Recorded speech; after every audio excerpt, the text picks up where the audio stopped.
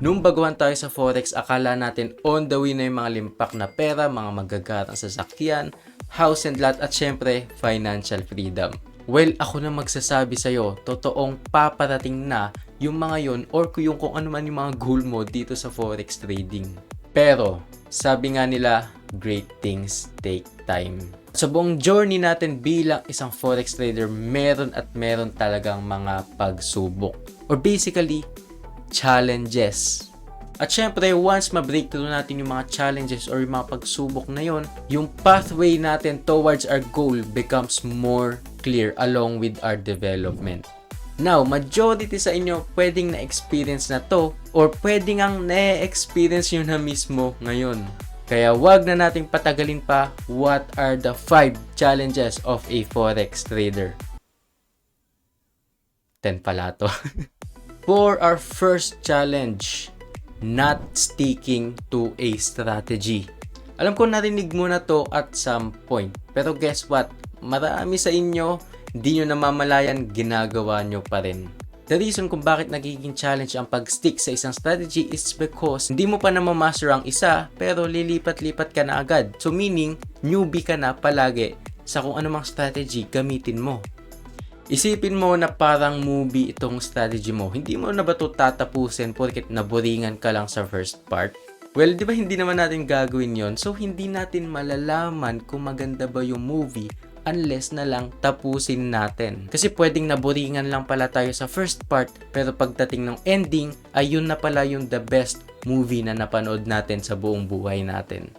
So, my point is, tapusin mo muna. Or basically, masterin mo muna. Once na master mo na isang strategy, doon mo lang talaga tunay na malalaman whether it's working for you or not. Ako mismo, isang napakagandang example. Ilang years ako nag-trade ng SMC or ng Smart Money Concepts kung alam mo man yung strategy na yon.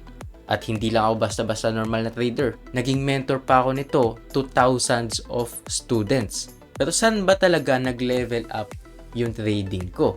Kailan ba yung time na nakapasa na ako ng first ever funded challenge ko? Kailan ba yung time na nakapag-secure na ako ng 6 digits in payouts? Well, it's the time na bumalik na ako sa support and resistance. So kung may inaaral kang strategy ngayon at nahihirapan ka makakita ng progress, i-master mo muna at gamitin mo ng ilang months bago masabi na working ba talaga siya para sa'yo or hindi.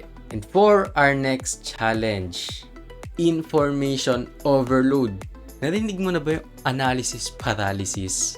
Ito yung challenge kung saan ang dami mo ng pinag-aaral o sinusubukan sa iyong trading. To the point na naguguluhan ka na kung ano ba talagang gagamitin mo sa iyong strategy. Anong mga time frames ba talaga gagamitin mo? Anong mga indicator? Kasi sabi ng YouTuber na ganito. Tapos sabi naman ng isang coach na dapat ganyan. Tapos sabi ng isang YouTuber na mali yan, dapat ganito, ganyan. So ang tanong, paano ba natin malalaman kung ano ba talaga yung gagamitin o yung susundan natin mula sa knowledge na napupulot natin? So basic, make a trading plan. Trading plan ang sasagot sa lahat ng katanungan o kaguluhan na nangyayari sa isip mo. Dito mo makukuha kung ano ba dapat yung ginagawa mo sa market. Anong mga pair iti-trade mo, anong mga time frame, anong mga indicator, anong oras ka magti-trade, and syempre, more. Sa ganitong paraan, meron ka nang naka-fix na plano na susundin mo na lang or i-execute. Sabi nga nila, if you fail to plan, you plan to fail. Kaya for our next challenge, we have risk management. Dapat nga hindi ko na binabanggit o ine-explain kasi alam kong alam na to ng karamihan. Pero, ina-apply nyo ba to? Well, baka nalilimutan natin na ang purpose ng risk management ay para maprotektahan tayo against sa mga big players dito sa market. Yung mga banks or institutions, yung mga hedge funds, yung mga organizations, mga high-tech na AI models na mas magaling pa sa atin mag-trade. Pero unfortunately, nawawala yung risk management natin kasi competitive tayo eh. Gusto natin kumita. Ayaw natin protektahan yung capital natin. We will do whatever it takes para lang kumita dito sa market. Pero yun nga, nalilimutan natin yung pwesto o yung kalagayan natin dito sa forex market. wala nga tayong karapatan makipag-compete in the first place kasi wala tayong millions or billions of dollars. Tayo bilang retail traders, nakikikurot lang tayo para lang sa profits. So kung ayaw mong banggain yung mga big players natin dito sa market at kung ayaw mo ubusin nila yung pinaghirapan mong kitain na capital, well, syempre, i-apply mo lang ang risk management. And for our next, underestimating psychology. So tatanungin kita, ilang oras na yung binuhos mo kakaaral ng charts, kakaaral ng technical analysis, kakahanap ng mga trades mo, kakanood mo ng mga technical analysis videos sa YouTube.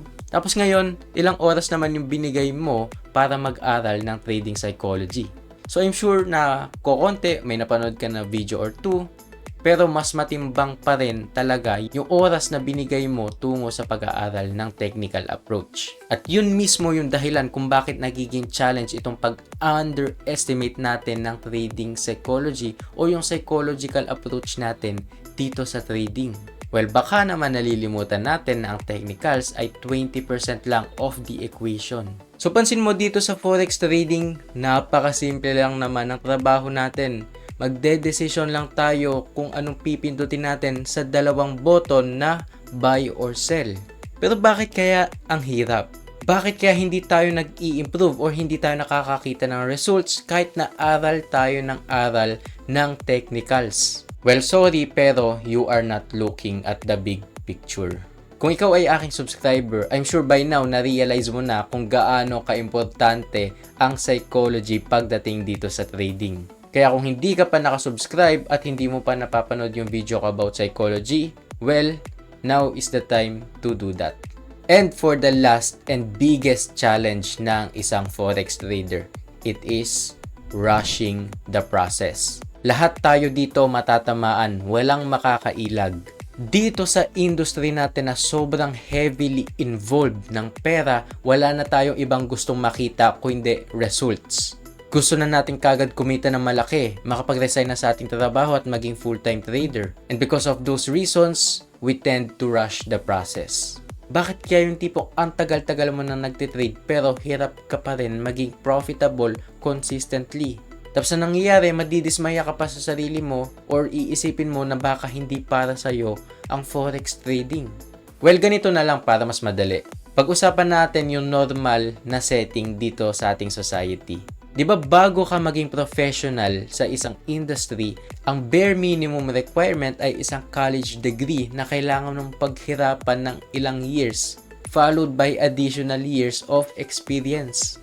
So yung pinag-uusapan na time frame natin dito ay higit 6 years. Parang pagiging doktor, architect, or engineer, kailangan mo ng years of knowledge and experience para lang maging isang ganap na professional.